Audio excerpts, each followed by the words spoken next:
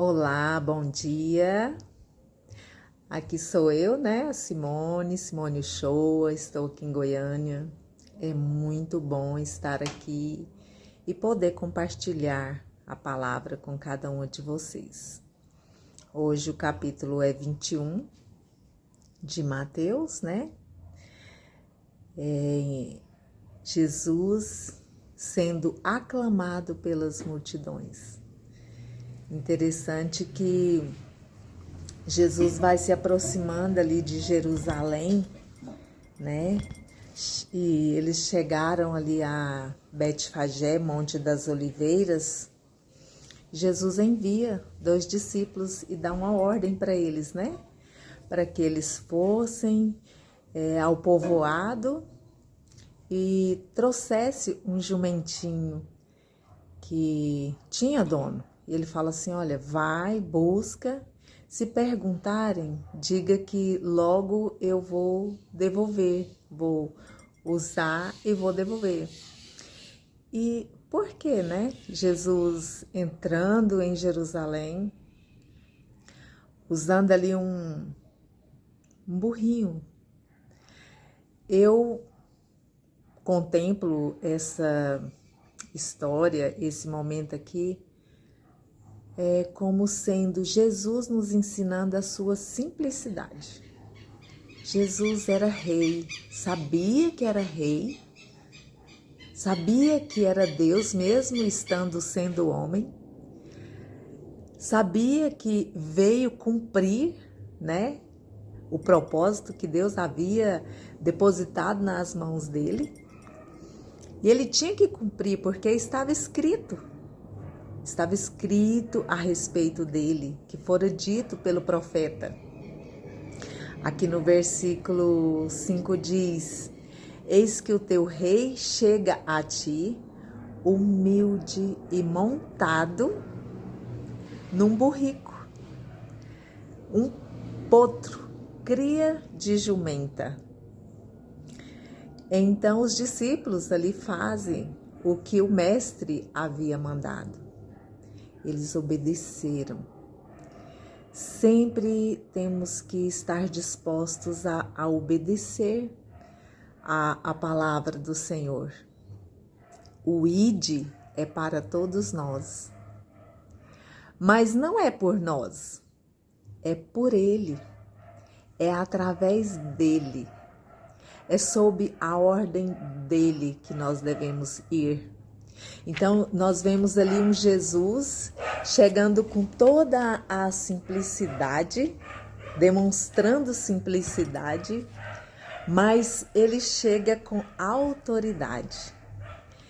Jesus ensinava sempre a obediência através da sua atitude de obedecer. Jesus estava obedecendo ao Pai e estava ensinando cada um de nós a obedecer. Tanto quem estava ali do lado dele naquela época e hoje está escrito para nós obedecermos a sua palavra, o seu ide. E essa vida com Jesus, esse ide para nós, não existe a possibilidade dele acontecer, se concretizar, sem que haja em nós um arrependimento. Não existe uma vida com Deus sem existir primeiro o arrependimento. E no capítulo 21 aqui, em todas essas parábolas, essas histórias aqui contadas, esses exemplos aqui deixados para nós, por trás tem a obediência. E eu quero trazer para nós a respeito do templo, né? Quando Jesus chega ali no templo, na casa de oração, e ele, né, se mostrou ali indignado, bravo com aquele povo, limpando a casa, purificando aquele templo. E você já parou para pensar que você, eu, somos o templo do Senhor, do Espírito Santo de Deus, e que quando ele chega, nós podemos ver que quando Jesus chega aqui nessa cidade, houve um alvoroço, um burburinho. Quem é este? Olha, eu noto que onde Jesus chegou, onde ele chega através de nós, há um alvoroço, há um burburinho. Quem é esse? Como assim? Como que você recebeu essa bênção? Como você recebeu a cura? Como que você conseguiu prosseguir com esse casamento? Como você conseguiu lidar com esse filho? E a resposta é um Jesus que me chamou para o arrependimento, me capacitou a lidar com essas situações, com as crises, com toda a dificuldade que vem todos os dias e bate à nossa porta. Todos nós temos dificuldades, temos enfermidades, temos desafios a superar. A resposta é como eu encaro a situação, de que forma eu lido com essas situações que vêm até mim, que bate à minha porta todos os dias. E eu quero dizer para mim e para você, só existe uma resposta, porque só existe um caminho, Jesus. Jesus, ele te capacita e ele me capacita a romper com as barreiras, com as cadeias, com as algemas que muitas vezes nos prendem, que muitas vezes nos faz com que nos sintamos incapazes, desanimadas, às vezes até destruídas. Mas ele vem com seu bálsamo, derrama sobre a minha ferida, sobre a sua ferida e nos levanta novamente.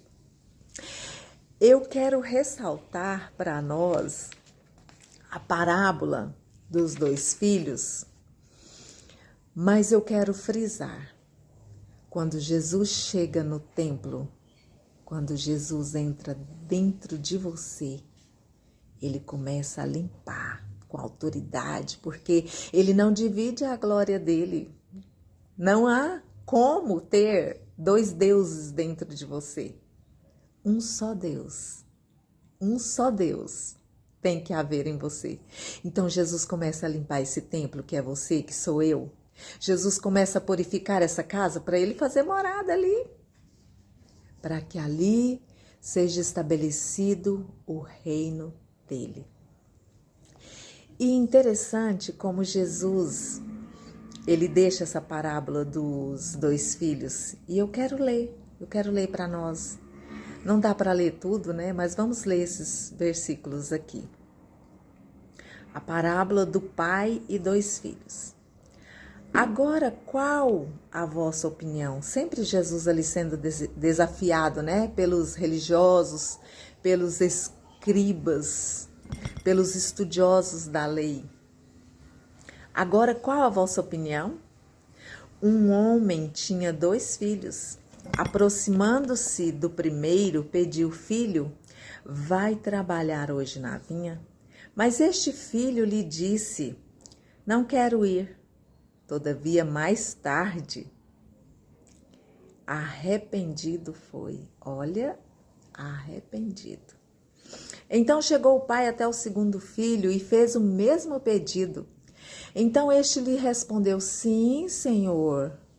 Mas ele não foi. Qual dos 2 fez a vontade do pai? Qual a sua opinião? Qual dos 2 filhos fez a vontade do pai? E Jesus responde: o primeiro. Então Jesus revelou: com toda certeza vos afirmo que os publicanos e as prostitutas estão ingressando antes de vós mesmos no reino de Deus. Porquanto João veio para vos mostrar o caminho da justiça, mas vós não acreditastes nele. Em compensação, os cobradores de impostos e as meretrizes creram. Vós, entretanto, mesmo depois de presenciardes a tudo isso, não vos arrependestes para acreditardes nele. Não existe uma vida com Deus sem arrependimento. Nesta parábola, Jesus nos mostra a grandeza da importância do arrependimento. O arrependimento é mais importante do que qualquer aparência. Não adianta você dizer para o pai, sim, eu vou fazer e não fazer. Sim, eu vou te obedecer e não obedecer. A aparência não conta para Jesus. Pode contar sim para as pessoas, você pode ter uma vida de aparência aí na sua casa, religiosamente, mas Jesus te conhece, me conhece e sabe quando nós estamos vivendo por aparência e quando estamos realmente cumprindo os seus mandamentos. O arrependimento é o principal. Tem que fazer parte das nossas vidas. Ele é mais importante do que qualquer intelectualidade, do que qualquer religiosidade e do que qualquer intenção. Não vivemos de intenção. Temos intenção de muitas coisas, mas não conta. Aqui não conta, para Jesus não conta. O arrependimento é o ponto principal. Ponto principal do fazer a vontade de Deus. Amém? Eu acredito que você está entendendo, porque é uma mensagem muito simples, muito relevante.